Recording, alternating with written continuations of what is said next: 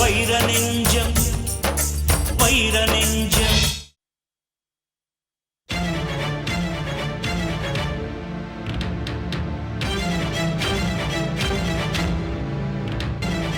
கையில காசே இல்லம்மா, உடனே பணம் கொண்டு வான்னு சொன்னான்.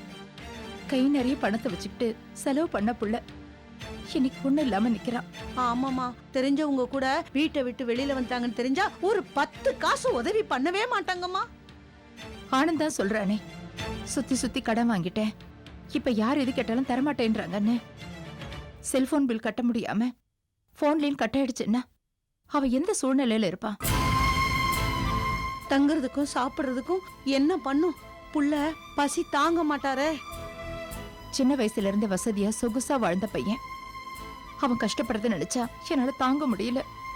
அத்தை ப்ளீஸ், நானே மனசு ரொம்ப கஷ்டப்பட்டுட்டு இருக்கேன். நீங்க மேலும் மேலும் சொல்லி இன்னும் வருத்தப்பட வைக்காதீங்க.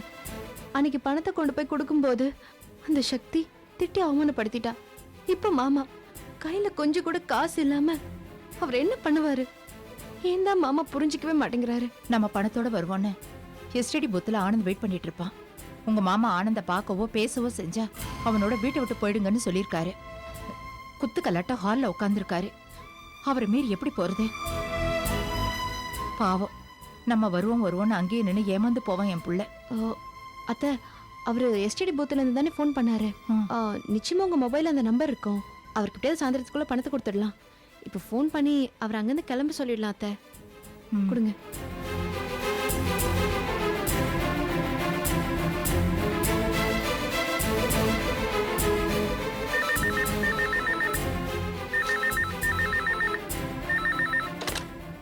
ஹலோ ஹலோ, இங்க இந்த நம்பர்ல இருந்து ஒருத்தர் ஆனந்த்னு ஃபோன் பண்ணியிருந்தாரு. அவர் பக்கத்துல தான் இருப்பாரு, கொஞ்சம் கூப்பிடுறீங்களா? சார், உங்க பேர் ஆனந்தா? ஆமா. உங்களுக்கு தான் ஃபோன். ஹலோ, என்னங்க, நான் நந்தினி பேசுறேன். உங்ககிட்ட அத்தை பேசினது மாமாக்கு தெரிஞ்சு போச்சு. கத்துறாருங்க, இந்த வீட்ல இருந்து ஒரு பைசா காசு கூட வெளியே போக கூடாது அப்படின்னு நான் சொல்றதுக்கு மீறி யாராவது அவங்க கிட்ட பேசினா அவங்களே வீட்டை விட்டு வெளியே போகணும்னு சொல்றாருங்க. இப்ப என்ன பண்ண சொல்ற? கொஞ்சம் பொறுமையா இருங்க. மாமாவை மீறி நாங்க யாரும் வெளியே போக முடியாது. அவர் வீட்லயே இருக்காரு. நாளைக்கு சாயங்காலம் 5 மணிக்கு நானே நேர்ல வந்து பணத்தை கொடுக்குறேன். அது வரைக்கும் எப்படியாவது சமாளிங்க. இது கஷ்டமெல்லாம் கொஞ்ச நாளைக்கு தான் சரியாயிடும். நீ அம்மா கிட்ட முதல்ல போனை கொடு. உடம்பு நல்லபடியா பாத்துக்கோங்க. ஏய், போனை கொடுன்னு சொன்னா கொடு.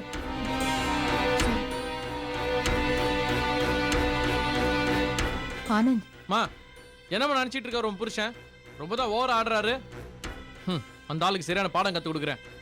இந்த ஆனந்த் யாருன்னு காட்டுறேன். கோவப்படாதரா. கோவப்படாம? இந்த வயசுல அந்த ஆளுக்கு எவ்வளவு திமிரு பத்தியா? இந்த திமிரு ஆனவன்லாம் ரொம்ப நாளைக்கு நீடிக்காதுமா. நான் காட்டுறேன் யாருன்னு. சொல்லி வைங்க அந்த ஆள் கிட்ட. இன்னும் கொஞ்ச நாள்ல அந்த ஆளுக்கே புரியும். ரொம்ப கோவப்படுறான் பாவம். கையில காசு இல்லாம என்ன செய்ய போறானோ. இது எல்லாத்துக்கும் அந்த படுபவி சக்தி தான் காரணம்.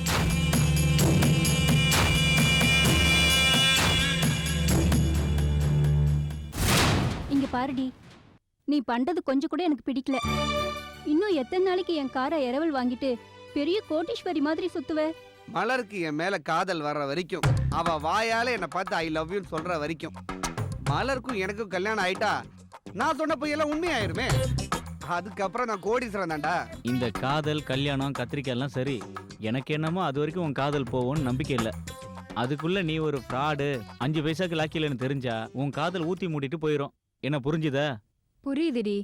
ஆனா இந்த காதல் விஷயம் தெரிஞ்சவங்க யாரு? நீயும் நானும் மட்டும்தான். கண்டிப்பா நான் கோடீஸ்வரி இல்ல, பெரிய பிசினஸ் மேன் இல்லைன்னு நான் சொல்ல மாட்டேன்.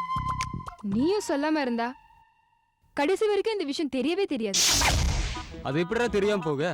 உனக்கு மலருக்கு காதல் மலர்ந்ததுன்னு வச்சுக்க. அவங்க அப்பா கிட்ட எடுத்து சொல்லி புரிய வச்சு மாப்பிள்ளை போய் பார்க்கலான்னு மலரோட அப்பா மலரை கூட்டு வந்து என்ன கதியாகிறது? நீ இருக்கிறத 10க்கு 10 ரூமு, அதுக்கு பேரு வீடு. மழை வேஞ்சா வீடு பூரா ஒழுகு, ஒதுங்கிறது கூட இடம் இல்லை. ஸோ உனக்கு சொத்துன்னு இருக்கிறது 2 பிளாஸ்டிக் குடங்க. அவங்களுக்கு உன்னை பத்தி நீ ஜேடி இல்ல கேடின்னு தெரிஞ்சு உன் பேரு மாடசாமின்னு முகத்துல காரி துப்பிட்டு போயிடுவா. ஏன்டா என் டீட்டெயில்ஸ்லாம் புட்டு புட்டு வைக்கிறே விட்டா நீயே அவங்க அப்பாட்ட போய் சொல்லிடுற போல இருக்கு. ஆனா இத பத்தி உங்களுக்கு யாருக்கும் சரியா தெரியாது. இத பத்தி உண்மையெல்லாம் தெரியறதுக்குள்ள மலர் மனசுல காதலை கரெக்டா விதைச்சு ஆழமா ஒரு இடம் பிடிச்சிருக்கு. ஜேடி ஒரு ஏழையா இருந்தாலும் பரவாயில்ல, கெட்டினா நான் ஜேடியை தான் கெட்டுவேன் அவங்க அப்பாட்ட ஒத்த காலில் நின்று கேட்கற மாதிரி நான் மனசை மாத்திடுவேன்ல. ஏன்னா லவ்க்கு சக்தி ரொம்ப ஜாஸ்திடா. அப்படியெல்லாம் ஒரு சக்தியும் கிடையாது. ஜேடி ஒரு பெரிய கோட்டீஸ்வரன். உன்கிட்ட ஒன்றும் இல்லைன்னு தெரிஞ்சதுன்னு வை, அவன் ஸ்டேட்டஸ்க்கு தகுந்த பொண்ணை கல்யாணம் பண்ணிக்கிட்டு உன்னை கழட்டி விட்டுட்டு போயிட்டே இருப்பான். பணக்காரங்களோட மனநிலைமை எனக்கு நல்லா தெரியும். இங்க பாரு, நான் சொல்றத கேளு. பேசாம ஜேடி கிட்ட போய் நான் கோட்டீஸ்வரி இல்ல சாதாரண குடும்பத்து பொண்ணுன்னு உன்னை பத்தி எல்லா உண்மையும் அவர்கிட்ட சொல்லிடு. உன் குடும்ப சூழ்நிலை அவனுக்கு தெரிஞ்சதுக்கு அப்புறம் அவனுக்கு உன்னை பிடிச்சிருந்ததுன்னா காதல் பண்ணு, கல்யாணம் பண்ணு, லைஃப்ல செட்டில் ஆயிடு. உண்மையை சொல்லிட்டு லவ் பண்ணு, அவ்வளவுதான் நான் சொல்லுவேன். நீங்க 2 பேரும் எவ்வளவு சொன்னாலும் சரிடா, இந்த விஷயத்துல நீங்க சொல்றபடி எல்லாம் கேட்கற மனநிலைமையில நான் கிடையாதுடா. நீங்க சொல்றதெல்லாம் எப்படித்தமா இருக்கு? ஏன்டா உன் காதல் கல்யாணம் வரைக்கும் போது அதை இப்பே குழி தோண்டி போயிடுச்சுன்னு சொல்ற மாதிரி இருக்கு. இந்த பார், மலர் என்ன பெரிய கோடீஸ்வரன் நம்பிட்டு இருக்கா. திடீர்னு நான் போய் எல்லா உண்மையை அவட்ட சொன்னேன்னா என்னடா இவ்வளவு பெரிய ஃப்ராடா இருக்கேன்னு எனக்கு தாட்டா கட்டிட்டு போயிட்டானா? வாழ்க்கையில நான் ஒரு பெரிய லெவல்ல செட்டில் ஆகிறேன், உங்க 2 பேருக்கு பொறாமடா. இந்த பாருங்க, உங்களால என் காதலுக்கு ஹெல்ப் பண்ண முடிஞ்சா பண்ணுங்க, இல்லாட்டி உங்க வேலையை பார்த்துட்டு போயிட்டே இருங்க. நான் போறேன்டி, போறேன். உனக்கு உதவி பண்ண பாரு, என்ன சொல்லணும். இந்த ஜென்மத்துல நீ திருந்தவே மாட்ட.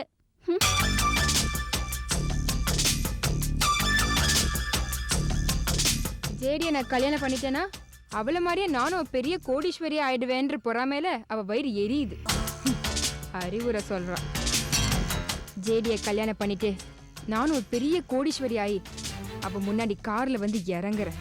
நீ கிழிச்ச, உன்னால படிக்கட்டுல இருந்து கூட இறங்க முடியாதுடா. நீ பண்ண பிராடுத்தனமெல்லாம் தெரிஞ்சு உன் கைகால உடைச்சு வீட்டுல ஓட போறாங்க. நீ கோடீஸ்வரன் சொல்லிட்டு இருக்கீல, ஒரு நாள் 999 காதல் பறத்த மாதிரி சுத்திட்டு இருக்க போறவரு. நிறுத்துறா, இவன் திருந்த மாட்டான். இவன் பட்டாதான் திருந்துவான்.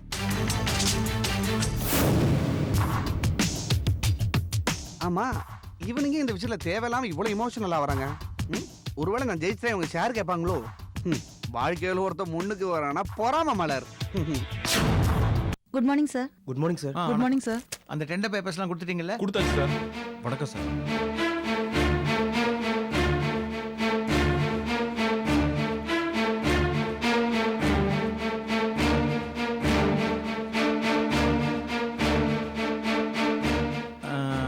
அந்த மேனேஜர் ரகுபதி இல்ல? ஆமாம் சார். வெளியே உக்காண்டிருப்பான், அவனை கூப்பிடு. சரிங்க சார்.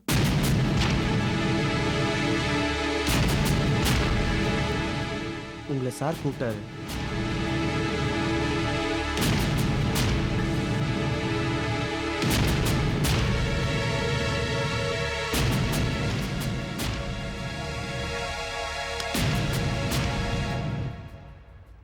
வணக்கம் சார். வெக்கமே கிடையாதா? எப்படியா மறுபடியும் ஆஃபீஸ்க்கு வந்த? எந்த முகத்தோடையா என்ன பார்க்கலான்னு வந்த? சார் சார் புள்ள குட்டிலாம் இருக்கு சார், என்ன மன்னிச்சிருங்க சார். போயா, எந்திரியா, போ போ. ஏயா, உனக்கெல்லாம் மன்னிப்பு உண்டாயா? எப்படியா மன்னிக்கிறது? என் உப்பு தின்னுட்டு என் ஆஃபீஸில் மேனேஜராக இருந்துக்கிட்டு முதலாளியை கடத்த துணை போயிருக்கிய ஐயா, எப்படியா மன்னிக்கிறது? சார், பணத்துக்கு ஆசைப்பட்டு இப்படி எல்லாம் பண்ணிட்டேன் சார். ஆனந்த் சார் தான் எது வந்தாலும் நான் பார்த்துக்கிறேன்னு சொன்னார் சார். இது பார், நீ என் முன்னாடி நிற்கிறன்னா அது காரணமே சக்தி தான். இல்லைன்னா இந்நேரம் நீயும் ஆனந்தம் கம்பி எண்ணிட்டு இருப்பீங்க.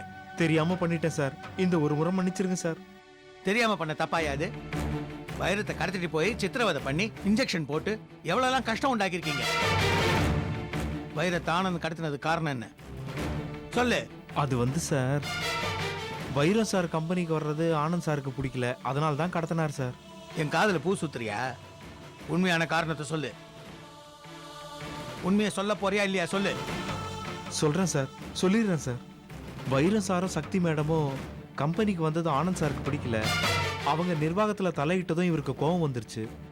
ஆனந்த் சார் வேலையை விட்டு தூக்குன ஒருத்தருக்கு வைரம் சார் வேலை போட்டு கொடுத்தாரு. தொழிலாளிங்க எல்லாருமே வைரம் சார் மேல தான் மரியாதை வச்சிருந்தாங்க.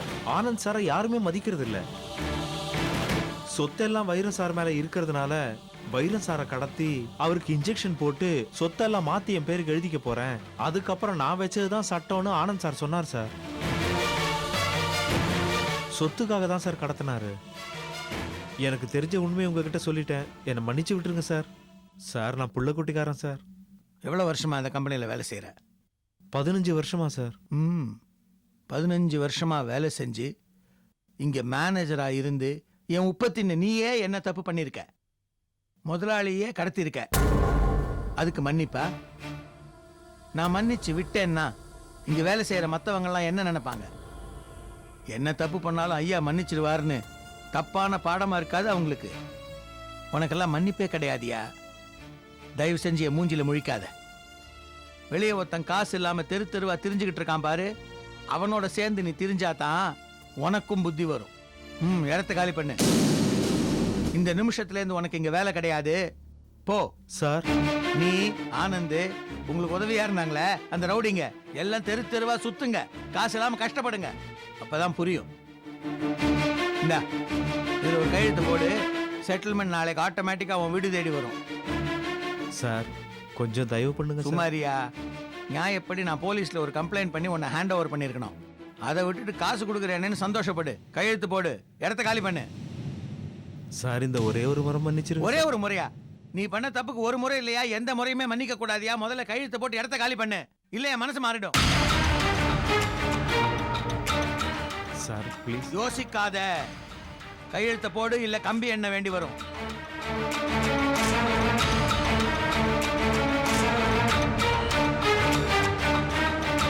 வரேன் சார். வராத, போ. இனி உன்னை எங்கேயாவது பார்த்தேன் தொலைச்சு புடுவேன், தொலைச்சு. இந்த கம்பெனி பக்கமே நீ தலை வச்சு படுக்க கூடாது, போ.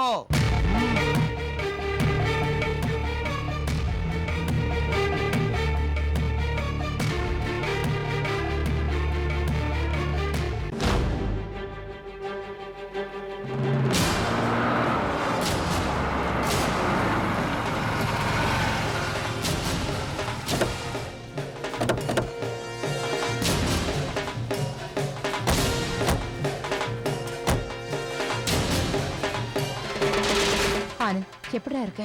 பாக்குறீங்கல்ல, நடுத்தருவில் நின்றுட்டு இருக்கேன். என்னங்க நீங்க இப்படி பேசுறீங்க? வேற எப்படி பேச சொல்ற? உங்களை பார்த்தோன்னு நல்லா விசாரிக்க சொல்றியா? இப்போ நான் இருக்கிற மனநிலைமையில ஆனந்த், ஆளே உடம்பு பாதி ஆயிட்டியடா. உனக்கு இந்த நிலைமை வரணுமா? சின்ன வயசுல இருந்து உன்னை ராஜா மாதிரி வளர்த்த, இவ்வளவு கஷ்டப்பட்டுட்டு இருக்கிறியடா, தேவையா உனக்கு? எல்லாத்தையும் நான் பாத்துக்கிறேன், பிரச்சனை வர்ற மாதிரி எதுவும் பண்ணிடாதுன்னு சொன்னேன்.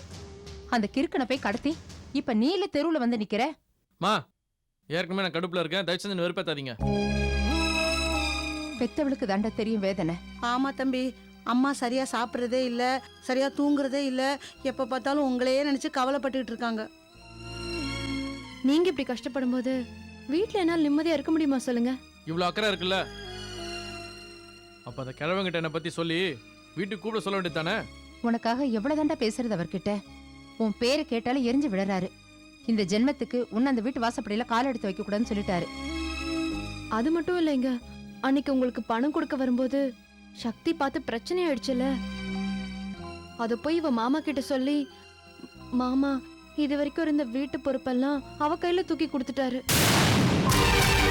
இப்ப 5க்கும் 10க்கும் அவ கையை எதிர்பார்த்து தான் நாங்களே இருக்கோம்.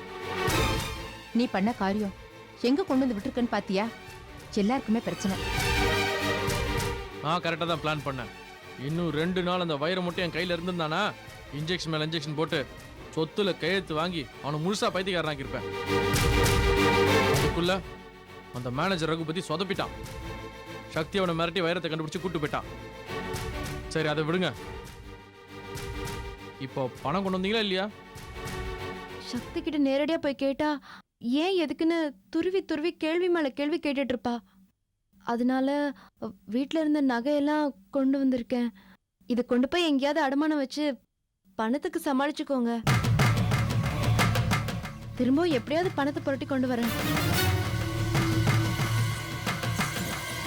இல்லங்க, இனிமே வைத்தீஸ்வரி பௌர்ணமிக்கு பௌர்ணமிக்கு பவானிக்கு எப்படி பணம் கொடுப்பா? அடியே வைத்தீஸ்வரி, சுத்தி சுத்தி மாட்டிக்கிட்டடி.